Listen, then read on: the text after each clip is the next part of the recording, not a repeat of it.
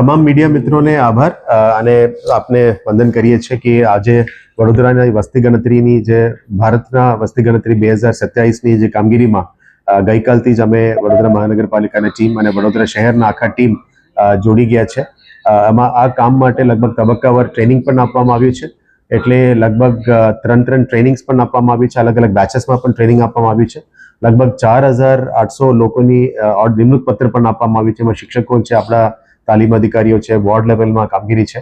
એટલે વડોદરા શહેરને 19 સબ બ્લોક્સમાં પણ ટૂંકમાં ડિવાઈડ કર્યું છે અને 71 બ્લોક્સમાં પણ ડિવાઈડ કરીને કામગીરી ગઈકાલથી શરૂ થઈ ગઈ છે. એટલે બે ફેઝનું બે ઇમ્પોર્ટન્ટ ડેટ્સ છે કે 1 જૂનથી 30 જૂન સુધી જે સમયગાળો છે આપને ડેટા સેટ્સ ભરવાની સમયગાળા છે અને 17th મે ટુ 31st મે છે એમાં સ્વગણતરીમાં આપણે સેલ્ફ ડેટા રજિસ્ટ્રેશન અને વેલિડેશનનો સમય છે.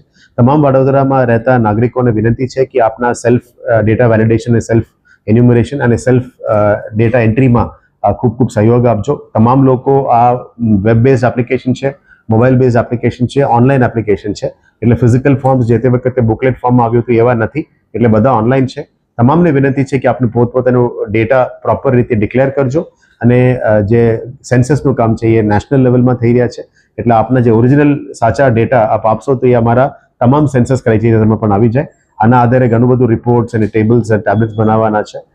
તમામ વડોદરાવાસીઓને અમે હાથ જોડીને વિનંતી કરીએ છીએ કે આપને આ જે ટીમ કામગીરીમાં આવશે અને આપણા જોડે સંપર્ક કરશે તો મહેરબાની કરીને એમને સહયોગ આપજો. અને આવનારા દિવસોમાં આ રાષ્ટ્ર નિર્માણનું એક કામ છે સેન્સસ ડેટા. એટલે આપણે તમામને સહયોગ આપવા માટે વિનંતી કરી.